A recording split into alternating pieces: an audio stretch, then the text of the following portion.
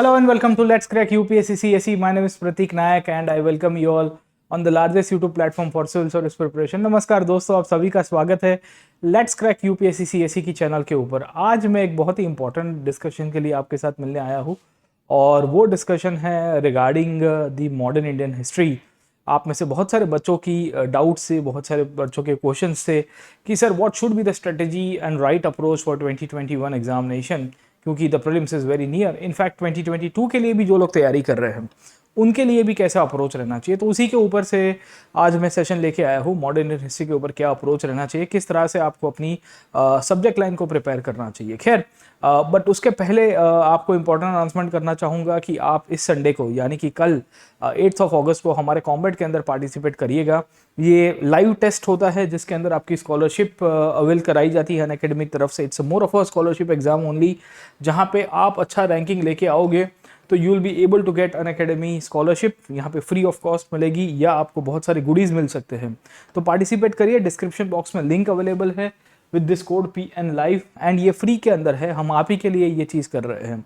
15 अगस्त को we are also having an Unacademy summit and 10 AM। उसकी भी डिस्क्रिप्शन बॉक्स के अंदर आपको लिंक अवेलेबल मिल जाएगी, जहाँ पे इंडिया के टॉप मोस्ट लीडर्स और इंटेलेक्चुअल्स आपको हेल्प करेंगे कि कैसे तैयारी करनी चाहिए and how to push your education in the UPSC civil services. उसके साथ साथ हमारी बहुत सारी बैचेस भी आ रही है, आपको पता ही होगा। आप क्या करिएगा कि डिस्क्रिप्शन बॉक्स के अंदर मेरी प्रोफाइल की लिंक मिलेगी, उसके ऊपर क्लिक करिएगा और इसके ऊपर फिर फॉलो कर दीजिएगा प्लीज़, है ना। तो इससे आपको मिलेगा मेरी अपडेट्स रिगार्डिंग द प्रोफाइल। मैं कोई नई बैच ला रहा हूँ, नया कोर्स लेके आ रहा हूँ, साथ ही साथ मेरे फ्री कोर्सेज भी आपको एक्सेस करने मिल जाएंगे once you click on the description box.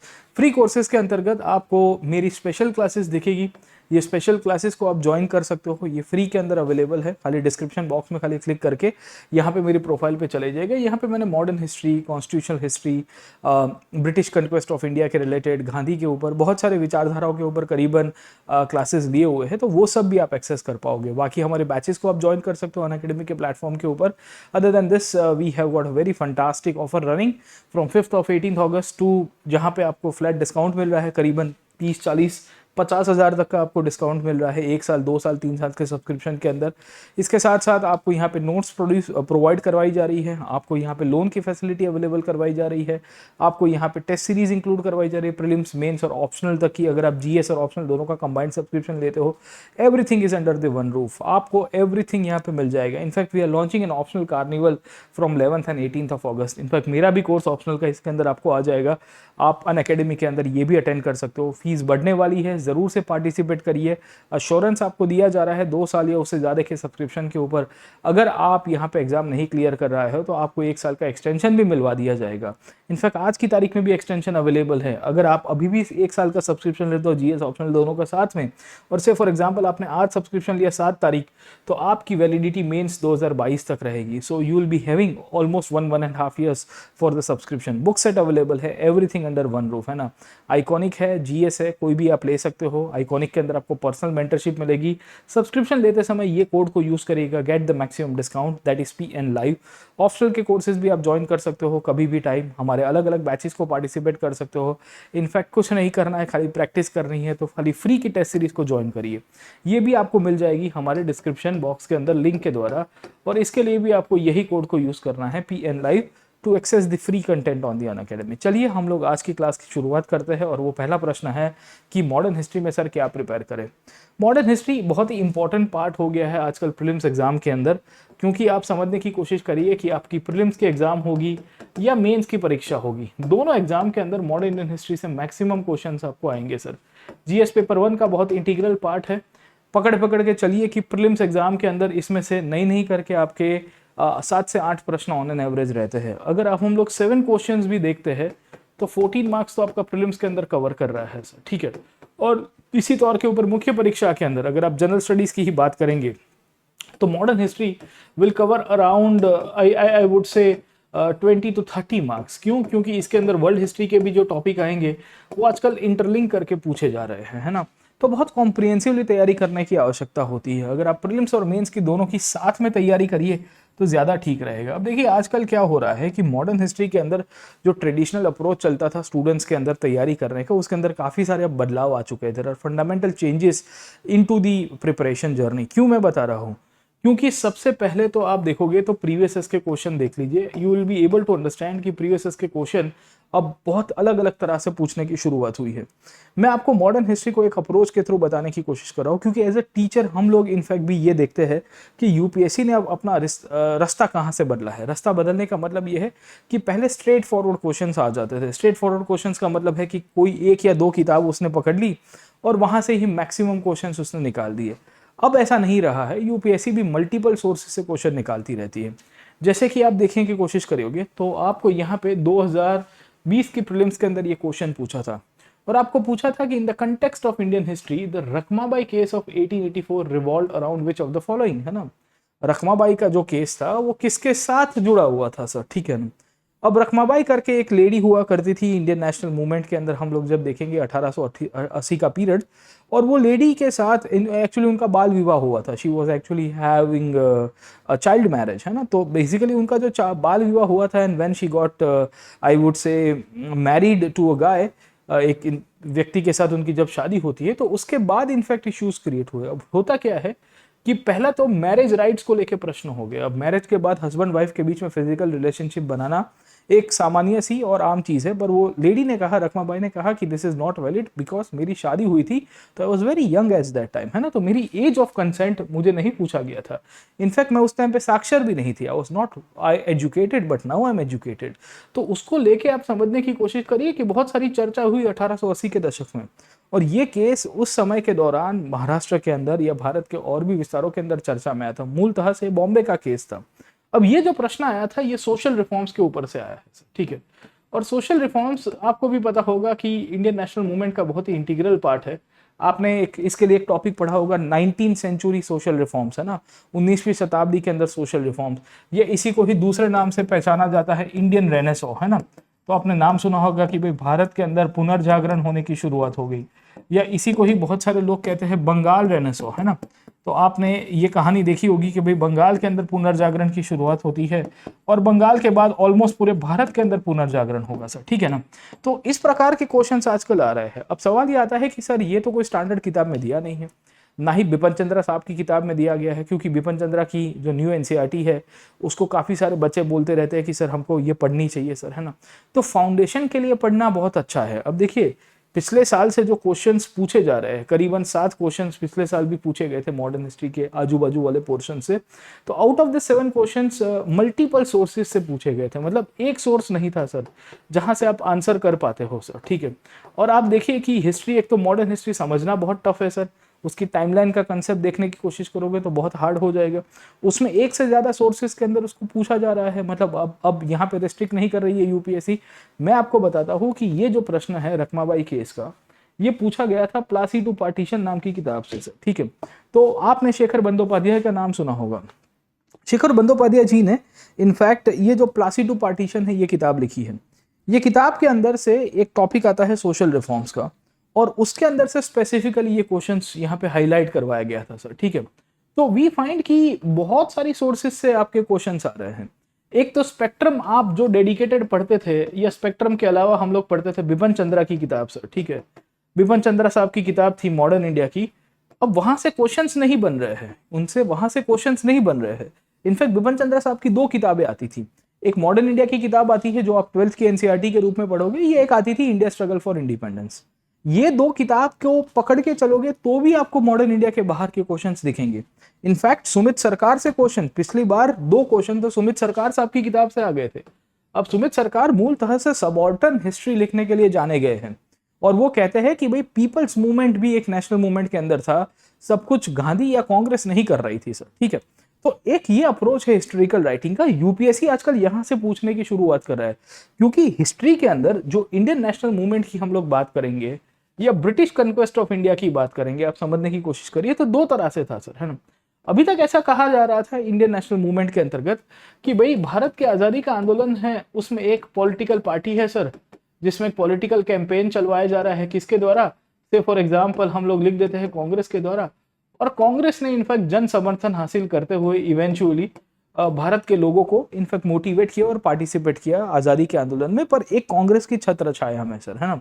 अब ये जो अप्रोच है कांग्रेस सेंट्रिक किया बेसिकली इंडियन नेशनल मूवमेंट में, एक पॉलिटिकल कैंपेन के द्वारा, एक ऑर्गेनाइज कैंपेन है। बिपिन चंद्रा जी लिखते हैं, सुमित सरकार लिखते हैं कि no, from the bottom also there were movements that were actually independent of the Congress.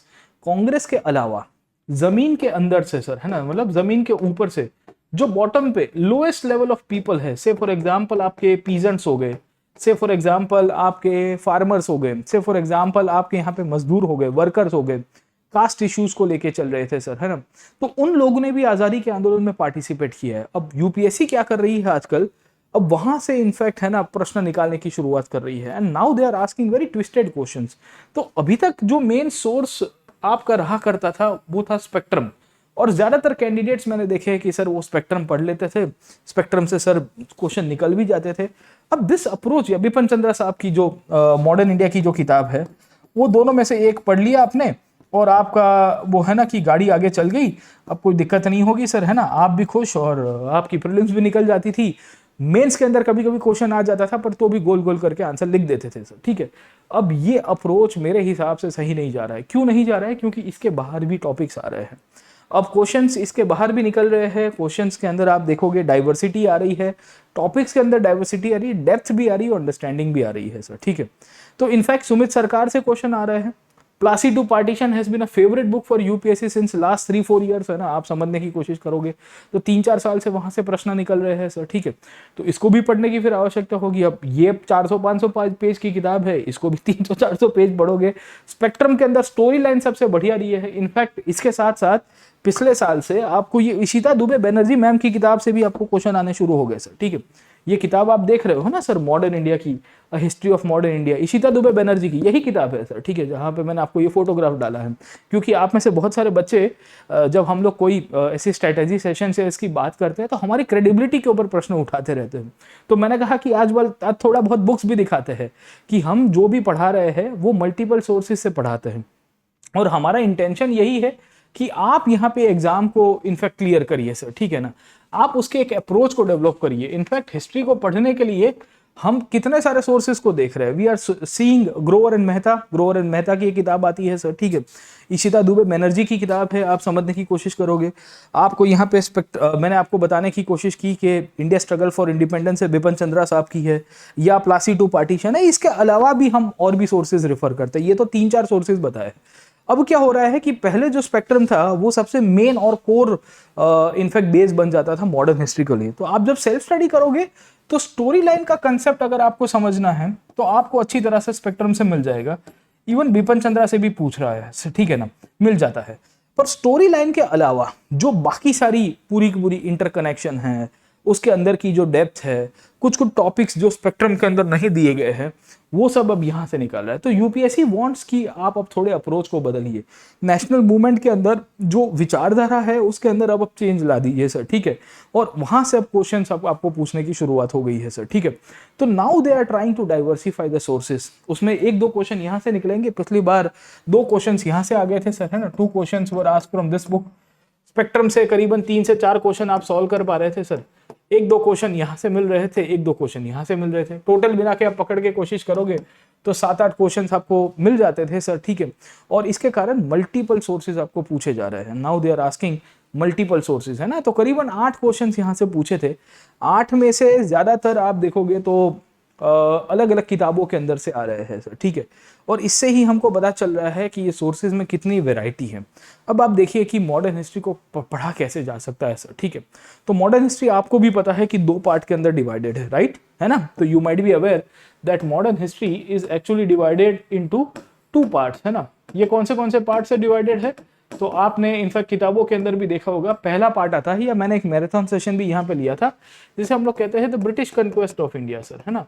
कि ब्रिटिश कन्क्वेस्ट के नाम के ऊपर कैसे ईस्ट इंडिया कंपनी भारत के ऊपर आती है, भारत के अंदर जितने भी यूरोपीय शक्ति थी उनको खत्म कर देगी, और यूरोपियंस के साथ साथ कैसे प्रिंसली स्टेट्स को ये निपटा देती है सर, ठीक है ना। तो we come to know that यहाँ पे प्रिंसली स्टेट्स को खत्म किया गया, यूरोपियंस को खत्म किया गया, एक एक करके उनको सेटल करवाया जाता है। और साथों साथ आप समझने की कोशिश करोगे तो उसी के बाद हमको पता चलता है कि इंडियन रिएक्शन आने की शुरुआत हुई। यही इंडियन रिएक्शन को हम लोग क्या कहते हैं द इंडियन नेशनल मूवमेंट के रूप में पहचानते हैं। राइट सर, ठीक है ना, कि भारत के आज़ादी के आंदोलन में फिर अलग अलग लोगों ने पार्टिसिपेट करना शुरू किया। अब क्वेश्चन यहाँ से भी आते हैं कि भाई कैसे 1757 से लेके 1857 के बीच में ब्रिटिश कन्क्वेस्ट हुआ कि 100 साल के अंदर भारत के रजवाड़ों को, भारत के प्रिंस स्टेट्स को, सबका अस्तित्व खत्म किया जा रहा है। इनफैक्ट क्वेश्चन यहाँ से भी आते हैं कि यूरोपियंस के साथ जैसे अंग्रेजों की लड़ाई हुई थी, जैसे एक लड़ाई थी एंग्लो कार्नाटिक वॉर्स, आपने सुना होगा सर, ठीक है, उनका क्या महत्व है, उनके लड़ाइयों के बीच में क्या क्या है। तो पहले क्या था कि स्टैंडर्ड क्वेश्चंस आ रहे थे ये टॉपिक के अंदर से सर, ठीक है, पर आज की तारीख के अंदर अगर आप समझने की कोशिश करोगे तो अलग अलग प्रकार से क्वेश्चन आते हैं। तो आप जब टॉपिक को पढ़िए ना कोई भी किताब के अंदर से, तो प्लीज मेक श्योर कि एक तो मैपिंग करिएगा अच्छी तरह से कि पोर्चुगीज की कॉलोनी कहाँ पे थी, ब्रिटिश की कॉलोनी कहाँ पे थी, पोर्चुगीज की फर्स्ट कॉलोनी कहाँ पे एस्टैब्लिश होती है, इनफैक्ट पोर्चुगीज ने क्या इंट्रोड्यूस किया था, आपको भी पता है कि Portuguese had introduce tobacco, potato and multiple things in India sir, ठीक है। तो उसका क्या रेलेवेंस है, पोर्चुगीज जब इंडिया में आए तो मुगल रूलर्स कहाँ पे क्या रूल कर रहे थे, क्या मुगल्स थे कि नहीं थे, क्योंकि 1498 के अंदर वास्को डी गामा का आना और उस टाइम के अंदर तो हमको पता चलता है कि मुगल्स की एंट्री भी नहीं हुई थी सर, राइट, क्योंकि बाबर तो कब आया 1526 के अंदर। तो कंटेम्प्रेरी रूलर्स के ऊपर से क्वेश्चन आता है, they will ask you a question on the contemporary rulers, तो उसके ऊपर फोकस करिए। ब्रिटिशर्स ने किस तरह से अदर यूरोपियंस को खत्म किया, ब्रिटिश कन्क्वेस्ट ऑफ इंडिया जिसे मैंने आपको बताया। इनफैक्ट मेरा एक मैराथन सेशन यूट्यूब के ऊपर आपको अवेलेबल मिलेगा, उसमें इसकी पूरी कहानी मैंने बताई है। I have actually highlighted the story about how the British conquest of India took place. ये जो ब्रिटिश कन्क्वेस्ट ऑफ इंडिया हुआ, इसी के अंदर आपको बहुत सारी लड़ाइयाँ लड़ती हैं, जैसे battle of Gujarat, battle of Chillianwala, battle of Wandiwash, battle of Arur, है ना, बैटल ऑफ अरूर तो खैर एंशिएंट के अंदर हुई थी, या आप बैटल ऑफ बेदरा, बेदरा की लड़ाई आपको मिलेगी जो ब्रिटिश और डच के बीच में होती है। अब उनके सेटलमेंट्स के ऊपर क्वेश्चन आते हैं, इनकी लड़ाइयों के ऊपर आते हैं, आपको ईयर फ्रेम पूछता है, क्रोनोलॉजी वाला क्वेश्चन पूछता रहता है। तो दे विल आस्क यू कि भाई इसमें कहाँ कहाँ किसके बीच में लड़ाई हुई थी, इनके बीच में किस तरह से घटनाएं हो रही है, उसको हाईलाइट करिए सर। इनफैक्ट चेंजेस पूछता है, ट्रीटीज के ऊपर आजकल क्वेश्चन आते हैं कि ये ट्रीटीज का इंपॉर्टेंस क्या था, है ना, what was the significance of the treaties. In fact Bharat के अंदर जो ब्रिटिश कन्क्वेस्ट हुआ उसमें कौन से गवर्नर जनरल्स ने रोल प्ले किया था, आपको क्वेश्चन यहाँ से भी बहुत फेवरेट आता है उसका। एक क्वेश्चन आपको यहाँ से दिखेगा ही कि भाई कौन से गवर्नर जनरल्स ने क्या रोल प्ले किया। तो 1757 से ऑनवर्ड से धीरे धीरे धीरे आगे चलेंगे। 1773 में रेगुलेटिंग एक्ट आया, रेगुलेटिंग एक्ट के बाद we come to know that multiple governor generals of Bengal were established. 1833 के बाद हमको पता चलता है कि गवर्नर जनरल ऑफ इंडिया की पोजीशन क्रिएट की गई। उनका क्या कार्य था, है ना, उन्होंने किस किस प्रकार के स्टेप्स लिए और इवेंचुअली ब्रिटिश कन्क्वेस्ट में कैसे फैसिलिटेट किया। तो बहुत से क्वेश्चंस यहाँ से बनेंगे, है ना, मल्टीपल क्वेश्चंस, आप फोकस करिएगा। तो जब आप कोई भी किताब पढ़ रहे हो, you can read either of this books, okay, उसमें मेजोरिटी स्पेक्ट्रम से हो रहे हैं, पर आप स्पेक्ट्रम के बाहर भी आपको जाना पड़ेगा, क्योंकि 4-5 क्वेश्चंस ऐसे भी आएंगे जो बहुत ही अनएक्सपेक्टेड रहेंगे। तो एटलीस्ट आपको फिर अब थोड़ा 1 या 2 किताबों के अंदर डाइवर्सिफाई करने की आवश्यकता तो होगी। कैसे करोगे वो थोड़ा टफ चीज़ है सर, ठीक है ना। तो मैं तो आपको वही सजेस्ट करूंगा कि आप 1 या 2 सोर्सेज के अंदर रहिए। प्लासी2 पार्टीशन पढ़ सकते हो, बट आफ्टर रीडिंग स्पेक्ट्रम, क्योंकि स्पेक्ट्रम में स्टोरी लाइन कवर होगी तो फिर प्लासी2 पार्टीशन में आपको काफी फायदा मिल सकता है। खैर, तो इंपॉर्टेंट बैटल्स के ऊपर से क्वेश्चन आया है, उसके अंदर क्या परिवर्तन लाया है सर, है ना, कौन सी लड़ाई के बाद, जैसे आप देखोगे वांडी वॉश के बाद आपको पता चलता है कि जो फ्रेंच थे भारत के अंदर हार जाते हैं।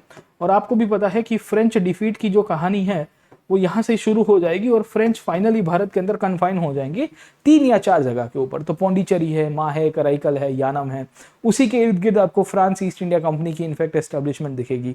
इनफैक्ट यहाँ पे जो ब्रिटिश ऑफिशियल्स हुआ करते थे उन्होंने किस तरह से इनफैक्ट प्रिंस स्टेट्स को खत्म किया। अब आपको भी पता होगा कि बंगाल से इनकी जर्नी की शुरुआत हुई थी 1757 में प्लासी के बाद सर, राइट सर। और प्लासी की जो लड़ाई थी और उसके बाद हमको पता चलता है 1764 में इन्होंने बक्सर किया। बक्सर के बाद तो बंटाधार हो जाता है एंड पूरे भारत के अंदर साम्राज्य विस्तरण, जिसे हम लोग कहते हैं एम्पायर एक्सपांशन की शुरुआत होगी। तो एक क्वेश्चन यहाँ से आपके बहुत सारे आते रहते हैं कि कौन से रजवाड़ों ने किन के सामने फाइट की सर, है ना। आपको जनरली रानी लक्ष्मीबाई के लिए कोट बहुत ही फेमस हुआ है ना कि खूब लड़ी मर्दानी वो थी झांसी की रानी सर, ठीक है ना। किसने कहा था, who actually give this slogan, है ना, क्योंकि एक ब्रिटिश ऑफिशियल ही था जो लक्ष्मीबाई के सामने फाइट कर रहा था and he highlighted the bravery of Rani Laxmibai who was fighting to safeguard the British against and she was actually safeguarding her own empire of Jhansi because Dalhousie नाम का इनफैक्ट जो गवर्नर जनरल था उसने एक पॉलिसी लेके आई थी जिसका नाम था डॉक्ट्रिन ऑफ लैप्स, है ना। तो आपने नाम सुना होगा डॉक्ट्रिन ऑफ लैप्स। तो डॉक्ट्रिन ऑफ लैप्स के द्वारा जो ब्रिटिश डलहौजी जो था उसने इवेंचुअली बहुत सारे राज्यों को खत्म कर दिया था, उसको पूरी तरह से खत्म कर दिया गया था। They were annexed into the British empire. तो वहां से क्वेश्चंस आते हैं, कौन से राजाओं ने कब फाइट किया सर, किसने कब सरेंडर किया। एक सरेंडर का डॉक्यूमेंट आपको दिखेगा, subsidiary alliance, very favourite topic of UPSC sir, है ना। तो पिछले बार भी इसने यहां से क्वेश्चन पूछ दिया था कि भाई ये सब्सिडरी अलायंस का मेन आउटकम क्या था, ये उसका मेन इंटेंशन क्या था। Why the Britishers wanted to get the subsidiary alliance signed to be by the Indian kings. Bharat के जो देशी रजवाड़े थे या भारत के जो राजा हुआ करते थे वो क्यों सब्सिडियरी अलायंस साइन करने के लिए मजबूर किए जाते, और उसका इंटेंशन क्या था, उसका आउटकम क्या था सर। तो उसकी एप्लीकेशन सेंट्रिक देखिए, खाली फैक्ट मत देखिए, मैं आपको यही बताने की कोशिश कर रहा हूं, see the application side rather than seeing the fact side, है ना। समझे कि नहीं समझे। Constitutional history very favourite topic of UPSC.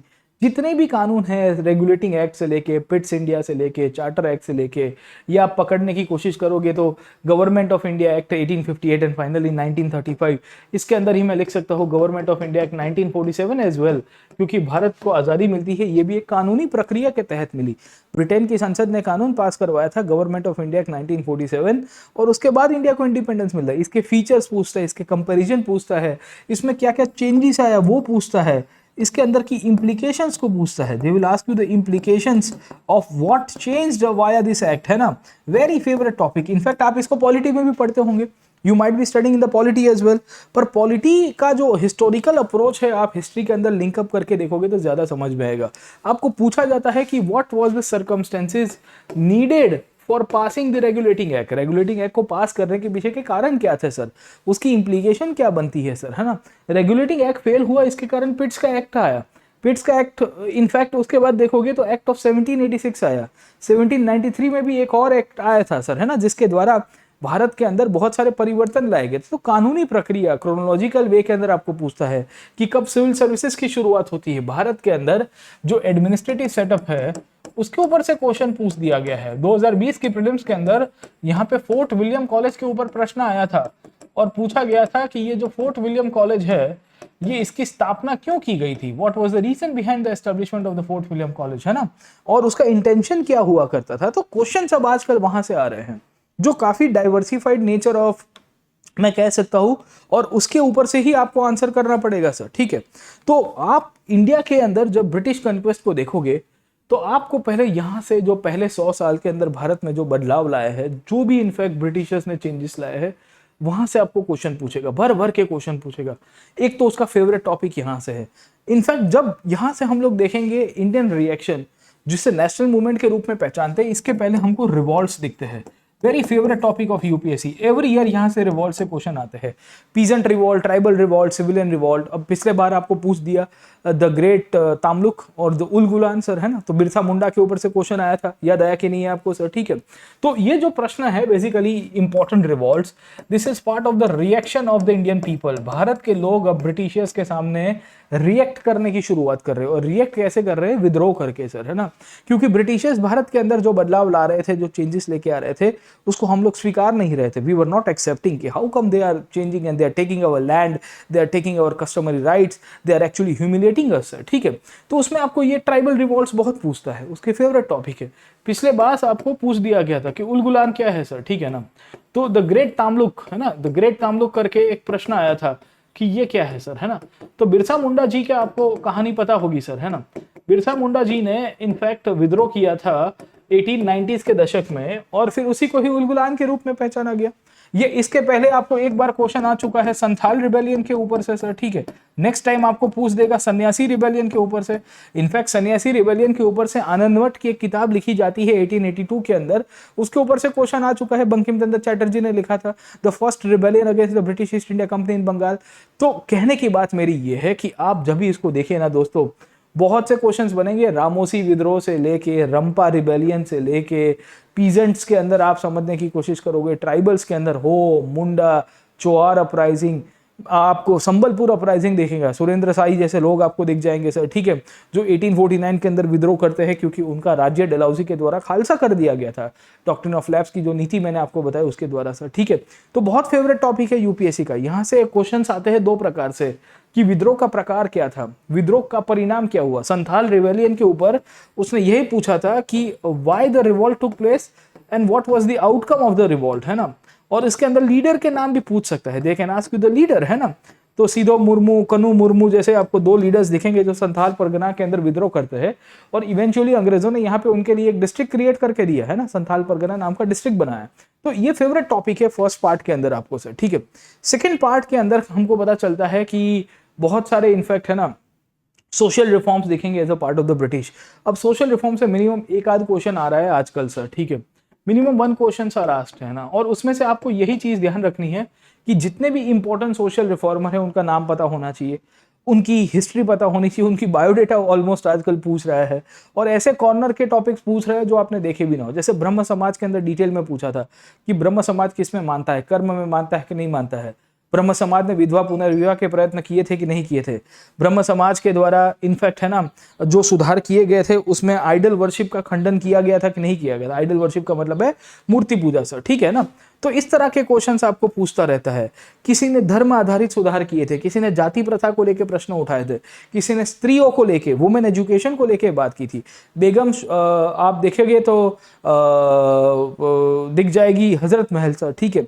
तो हजरत महल का इंपॉर्टेंस आपको पूछ देगा सर। हजरत महल का खैर इंपॉर्टेंस आपको यहाँ पे दिखेगा क्योंकि शी वॉज द वन जिन्होंने विद्रोह किया था अवध के अंदर सर, ठीक है ना।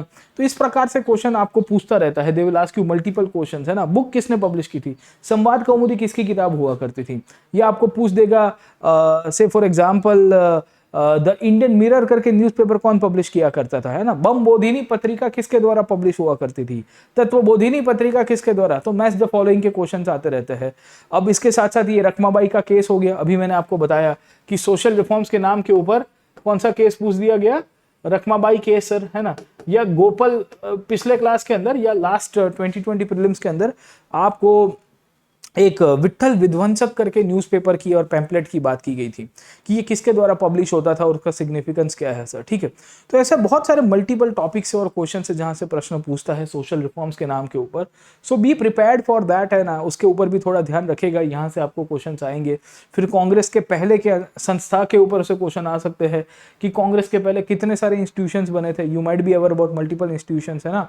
Indian association, east Indian association, Bengal british India society, Madras Mahajan Sabha, Bombay presidency association, you see multiple. Indian league, है ना, सबसे बड़ा था Indian association which was established by S N. Banerjee and Anand Mohan Bose. Anand Mohan Bose was also part of the social reform movements, और वो फिर केशव चंद्र सेन से अलग हो जाएंगे सर, ठीक है, क्योंकि केशव चंद्र सेन ने अपनी बेटी का बाल विवाह किया था after the age of concept act, या ब्रह्म मैरिज एक्ट को लेके इशू क्रिएट हो गए थे। खैर, तो कहने की बात है कि इसके ऊपर फोकस करिए। फिर उसके बाद आप देखोगे कांग्रेस सबसे फेवरेट टॉपिक है, और कांग्रेस के अंदर से तो प्रेसिडेंट्स के ऊपर से रोल आता है कि भाई कांग्रेस का प्रेसिडेंट कब कौन बना था।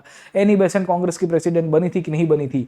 गांधी जब आज़ादी मिली तब कांग्रेस के सदस्य थे कि नहीं थे। एक बार क्वेश्चन आया था कि at the time of independence Gandhi क्या कर रहे थे सर, ठीक है। इनफैक्ट यूट्यूब के ऊपर मैंने कांग्रेस के प्रेसिडेंट्स के ऊपर से एक सेशन लिया हुआ है। I have already taken a session on the let's crack UPSC CSC channel, उसको देख लीजिएगा तो भी आपका काफी सारे पॉइंट्स क्लियर हो जाएंगे। और मैंने स्पेशल क्लासेस के ऊपर भी कांग्रेस के एक पूरी की पूरी सीरीज चलाई है, आपको डिस्क्रिप्शन बॉक्स में मेरी लिंक मिल जाएगी, उसके अंदर भी आप देख सकते हो फ्री के अंदर by using this code PN live sir, ठीक है ना। तो आप रिवीजन करने के लिए या कंसेप्ट क्लियर करने के लिए भी ये सब क्लासेस को अटेंड कर सकते हो। यहाँ से पूछता है कि कांग्रेस का पहला सेशन कब हुआ, दूसरा सेशन कब हुआ, तीसरा कब होता है। कांग्रेस के अंदर इनिशियल लीडर थे मॉडरेट्स, मॉडरेट्स के बाद एक्सट्रीमिस्ट, इनका गोल कहाँ से शुरू हुआ, और वहां से फिर पूरा का पूरा नेशनल मूवमेंट, और फिर स्वदेशी मूवमेंट से लेके अलग अलग प्रकार की एक्टिविटीज। इनफैक्ट जब नेशनल मूवमेंट चल रहा है तो हमको पता चलता है कि बहुत सारे क्रांतिकारियों का उद्भव हुआ। क्रांतिकारी 2 फेज में आता है, 1900 से लेके 1915 के बीच में, और दूसरा आएंगे 1922 से लेके 1930 के बीच में। इन दोनों चरणों के अंदर क्रांतिकारियों को देखेंगे तो दोनों के बीच में फंडामेंटल डिफरेंस दिखेगा। पहले फेज के जो क्रांतिकारी हुआ करते थे, रिवॉल्यूशनरीज हुआ करते थे, वो सोशल जस्टिस के विचार से उतने प्रभावित नहीं थे, सामाजिक न्याय के विचार से उतने प्रभावित नहीं थे। दोनों के दोनों फेज के क्रांतिकारी आपको दिखेंगे एंटी इंपीरियल थे, साम्राज्यवाद के विरोध में थे। दोनों के दोनों फेज के क्रांतिकारी आपको मिल जाएंगे कि जो सरकार की आलोचना भी करेंगे। बट यहां जो सेकंड फेज ऑफ रिवॉल्यूशनरीज आते हैं उनके ऊपर से सोशल जस्टिस इनफैक्ट एक बहुत डोमिनेटिंग फैक्टर था। उनके ऊपर बहुत सारे षड्यंत्र के आरोप लगाए गए। लाहौर कॉन्स्पिरेसी केस, जिसके तहत हमको पता चलता है भगत सिंह को फांसी मिली है, तो पूछता है दिल्ली कॉन्स्पिरेसी केस किसका था, लाहौर कॉन्स्पिरेसी केस किसका था। भगत सिंह ने इनफैक्ट अपनी कोई न्यूज़पेपर पब्लिश की थी, कोई पैम्पलेट पब्लिश की थी, कौन सी पॉलिटिकल एसोसिएशंस के द्वारा भगत सिंह यहाँ पे जुड़े हुए हैं, क्या कौन सी संस्थाओं के साथ, कृति किसान पार्टी, या आप देखोगे Punjab Naujawan Bharat Sabha, Hindustan socialist republican association, you see multiple institutions are associated, multiple bodies are associated, वहां से क्वेश्चंस आते हैं। इनफैक्ट लिंकेज करके पूछता है गांधी और भगत सिंह के विचारों के बीच में क्या समानता थी, क्या डिफरेंसेस थे। पिछले साल में आपको क्वेश्चन आ गया था गांधी और मार्क्स के बीच में, आपको पता होगा कि गांधी और मार्क्स के बीच में एक प्रश्न पूछा था और आपको बोला गया था कि इन दोनों के बीच में अल्टीमेट गोल क्या है, अल्टीमेट सिमिलैरिटीज क्या है ना। तो वैसे क्वेश्चंस भी आ रहे हैं, तो be prepared for that. In fact Gandhi आए तो गांधी के तो अभी 100 ईयर्स कंप्लीट हो रहे हैं। अब देखो जैसे इस बार 2021 में हम लोग देंगे तो चौरी चौरा, जो आपको पता होगी कि नॉन कॉपरेशन मूवमेंट की सेंटनरी सेलिब्रेशंस के रूप में आज की तारीख में याद किया जा रहा है, और वहां पे आपको एक घटना हुई थी, पुलिस स्टेशन को फूंक दिया गया था। तो वहां से क्वेश्चन आ जाएंगे कि इसका इंपॉर्टेंस क्या है सर, क्रिटिकल पॉइंट है ना। तो जो भी इंपॉर्टेंट हो रहे हैं, गांधी जी के आने के बाद सोशल बेस क्यों बढ़ गया, why the women participation increased, why Gandhi was not able to convince the Muslims eventually, and उसके बाद आप देखोगे तो पार्टीशन की तरफ चला गए। क्या खिलाफत का इशू हाईलाइट करना एक गलती थी कि नहीं थी, क्योंकि खिलाफत इंडिया के साथ लेना वाला मुद्दा ही नहीं था। तो नेशनल मूवमेंट में गांधी जी ने ये मुद्दा उठाया तो कहां तक सीमित था सर, ठीक है। गांधी की पॉलिटिकल आइडियोलॉजी, गांधी की राइटिंग्स, गांधी के रिलेटेड एवरीथिंग इज इंपॉर्टेंट, है ना। अब गांधी के ऊपर आप देखोगे अलग अलग प्रकार के विचार संस्थाएं, वो एक किताब के अंदर नहीं मिलेगी, मल्टीपल बुक्स के अंदर आपको यहाँ पे मिलती है। इनफैक्ट मैंने गांधी जी के ऊपर पिछले साल 2020 या 19 के अंदर मैंने एक सेशन दिया था गांधी जयंती के ऊपर से, ठीक है। उसमें गांधी की पूरी टाइमलाइन करवाई थी, उसको आप अटेंड कर दीजिएगा, यूट्यूब के ऊपर अवेलेबल मिलेगा। खैर उसके सिवाय वल्लभ भाई पटेल जैसे लीडर्स है, सुभाष चंद्र बोस जैसे लीडर्स है। इनफैक्ट नेताजी को लेके तो अभी भी कंट्रोवर्सी चल रही है कि भाई उनको जिस तरह से सम्मान मिलना चाहिए कि नहीं मिल पा रहा है सर, ठीक है। शहीद एंड स्वराज द्वीप, आपने देखा होगा कि अभी अंडमान निकोबार के नाम बदले थे पिछले साल से ना गवर्नमेंट्स के द्वारा, तो उनका क्या इंपॉर्टेंस है। वल्लभ भाई ने कौन से सत्याग्रह के अंदर पार्टिसिपेट किया, कहाँ पे उनको सरदार का टाइटल मिलता है, तो आपको भी पता है कि बारडोली सत्याग्रह के अंदर उनको, बट उनकी पर्सनल लाइफ से क्वेश्चन आ सकता है, उनकी पॉलिटिकल मूवमेंट से क्वेश्चन आ सकता है। इनफैक्ट आपको क्वेश्चन आ सकता है पीजेंट्स के अंदर से कि भाई किसानों ने कहाँ कहाँ पार्टिसिपेट किया। भारत में अलग अलग प्रकार के किसान सभाओं का स्थापना होना, कम्युनिस्ट पार्टीज की स्थापना, socialist movement, in fact labour movement. आप देखोगे एनएम लोखंडे के ऊपर से ऑलरेडी एक प्रश्न आ चुका है, जिन्होंने पहली बार भारत के अंदर फैक्ट्रीज को लेके इन्होंने आंदोलन चलाया था कि भाई हमारे मजदूर लोगों के लिए अधिकार होना चाहिए। एक प्रश्न आया था कांग्रेस सोशलिस्ट पार्टी के ऊपर सर, है ना। तो मीनू मसानी, आचार्य नरेंद्र देव, जयप्रकाश नारायण जैसे लोग इनफैक्ट है ना सीएसपी की स्थापना करते हैं, पर वो ज्यादा पॉपुलराइज नहीं हो पा रहा है सर, ठीक है। अलग अलग लीडर्स के ऊपर से क्वेश्चन आया है, कॉन्स्पिरेसी केसेस के ऊपर से क्वेश्चन आ रहे हैं। इनफैक्ट कम्युनलिज्म से भी क्वेश्चन आने की शुरुआत हो रही है। मुस्लिम लीग का क्या रोल था नेशनल मूवमेंट के अंदर। इनफैक्ट आपका कम्युनलिज्म नाम का जो टॉपिक है वो जीएस पेपर 1 मेंस के अंदर ऑलरेडी एक टॉपिक के रूप में आपको दिया गया है। क्यों गांधी और जिन्ना इनफैक्ट एक दूसरे के साथ कन्विंस नहीं हो पाए और ultimately we had to lead towards partition. तो कहने की बात यह है कि तो क्रोनोलॉजी पकड़िए मॉडर्न हिस्ट्री के ऊपर से, दूसरी डेप्थ में भी जाना पड़ेगा और यूं भी जाना पड़ेगा, यूं भी जाना पड़ेगा। मॉडर्न हिस्ट्री एक ऐसा टॉपिक है जिसमें आपको यूं भी स्प्रेड होना पड़ेगा, यूं भी जाना पड़ेगा। वर्टिकल हॉरिजॉन्टल दोनों साइड के ऊपर आपको पुश करना पड़ेगा, तब जाके आपकी तैयारी होगी। सबसे most important period modern history से 1940 से 47 तक का आप देखोगे कि बहुत सारे प्रपोजल आएंगे। August offer, Cripps mission, Desai Liaquat, CR plan, Wavell plan, Mountbatten, Dickie Bird plan, Balkan plan. थक जाओगे प्लान पढ़ पढ़ के। 5 इयर्स प्लान तब आ रहे थे, Bombay plan, Gandhi plan, Sarvodaya plan, इतने प्लान आएंगे। एक इकोनॉमी को लेके होगा, एक सोसाइटी को लेके होगा, एक पॉलिटी को लेके होगा। परेशान हो जाओगे, धुआं हो जाएगा, समझे कि नहीं समझे। इतने सारे टॉपिक्स है और डेप्थ के अंदर क्वेश्चन आता है, पूछता है कि कैबिनेट मिशन ने इनमें से क्या क्या चीजें प्रपोज की थी और कैबिनेट मिशन की प्रपोजल के अंदर कहां कहां खामियां रह जाती है। इनफैक्ट किसको गांधी जी ने पोस्ट डेटेड चेक कहा था, which of the following proposal were shown as a post dated cheque by Gandhi ji. ये तो पोस्ट डेटेड चेक का एग्जांपल दे रहा है सर, ठीक है। तो ऐसे मल्टीपल क्वेश्चंस आपको पूछेगा। क्रिप्स प्रपोजल को गांधी जी ने पोस्ट डेटेड कहा था, ये क्यों लाया गया क्रिप्स मिशन को। भारत के लोग इनफैक्ट क्विट इंडिया मूवमेंट को क्यों शुरुआत करते हैं। इंडियन नेशनल आर्मी के द्वारा जब स्थापना की गई थी, captain Mohan Singh, later on Netaji Subhash Chandra Bose उसको लीड करते, तो उसके वीकनेसेस कहां कहां थे। एक बार ऑलरेडी प्रश्न आपको पूछ चुके हैं कि भाई गांधी और इनफैक्ट सुभाष चंद्र बोस के बीच में आइडियोलॉजिकल डिफरेंसेस के ऊपर क्वेश्चन करिए, गांधी और आंबेडकर के बीच में प्रश्न करिए और उनके बीच में कहां कहां मतभेद थे सर।